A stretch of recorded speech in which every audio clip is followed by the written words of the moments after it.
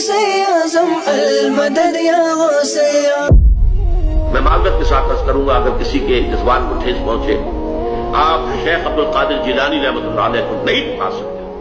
میرا بگڑا وقت سنوار دو، میرے بگڑا وقت سنوار دو، میرے خواجہ مجھ کو نواز دو، میرے خواجہ مجھ کو نواز دو۔ ان کی عبادت کر رہے ہو جو کہ نہ تمہارے نفع کے مالک نہ نقصان کے۔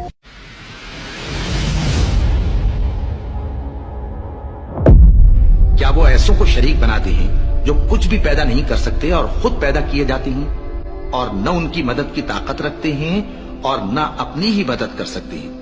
اور اگر تم ان کو سیدھے رستے کی طرف بلاؤ تو تمہارا کہا نہ مانے۔ تمہارے لیے برابر ہے کہ تم ان کو بلاؤ یا چپکے ہو رہو۔ مشرکو، جن کو تم اللہ کے سوا پکارتے ہو تمہاری طرح کے بندے ہی ہیں۔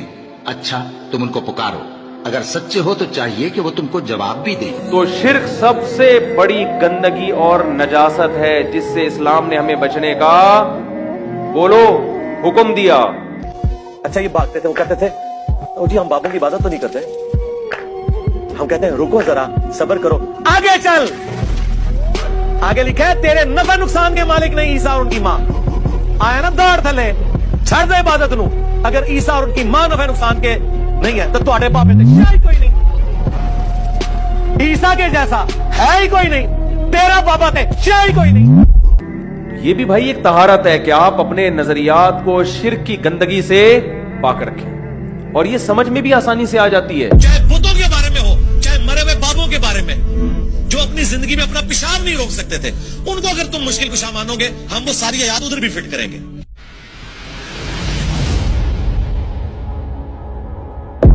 لوگوں، ایک مثال بیان کی جاتی ہے، اسے غور سے سنو کہ جن لوگوں کو تم اللہ کے سوا پکارتے ہو وہ ایک مکھی بھی نہیں بنا سکتے اگرچہ اس کے لیے سب اکٹھے ہو جائیں، اور اگر مکھی ان سے کوئی چیز چھین لے جائے تو اسے اس سے چھڑا نہیں سکتے۔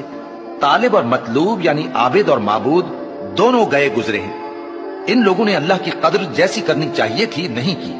اللہ تو شرک معاف کر سکتا ہے، ہم یہ جملہ بھی نہیں بولیں گے کہ کر سکتا ہے، اس لیے لا تبدیل لکلمات اللہ، جو اللہ کی وعیدیں ہیں نا وہ اللہ کے فیصلے ہیں۔ کام کس کا غوث اعظم کا؟ حضور فریاد رس غوث اعظم رضی اللہ تعالیٰ عنہ فرماتے ہیں جو کوئی مصیبت میں مجھے پکارے، مجھ سے مدد چاہے، میں اس کی مصیبت کو اس سے دور فرماؤں گا۔ جناب شرک میں چاہے بتوں کے بارے میں ہو، چاہے مرے ہوئے بابوں کے بارے میں، ان کو اگر تم مشکل کشا مانو گے ہم وہ ساری آیات ادھر بھی فٹ کریں گے۔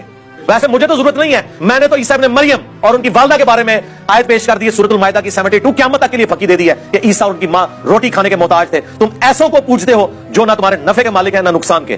اب مجھے بتاؤ عیسیٰ اور ان کی ماں کیا بت تھے؟ کون سا بابا ہے جس کا مرتبہ سیدہ مریم سے بڑھ کر ہو؟ کون سا تمہارا بابا ہے جس کا مرتبہ عیسیٰ ابن مریم سے بڑھ کے اولو العزم پیغمبر؟ اللہ نے فرمایا ان دونوں کو کرسچنز ان کی عبادت کر رہے ہو جو کہ نہ تمہارے نفع کے مالک نہ نقصان کے۔ اچھا، یہ بھاگتے تھے، وہ کہتے تھے جی ہم بابوں کی عبادت تو نہیں کرتے، ہم کہتے ہیں رکو ذرا، صبر کرو۔ آگے لکھا ہے تیرے نفع نقصان کے مالک نہیں عیسیٰ اور ان کی ماں۔ آیا نا دوڑ تھلے، چھڑ دے عبادت نو۔ اگر عیسیٰ اور ان کی ماں نفع نقصان کے نہیں ہے تو تواڈے بابے تے شاید کوئی نہیں، عیسیٰ کے جیسا ہے ہی کوئی نہیں، تیرا بابا تے شاید کوئی نہیں۔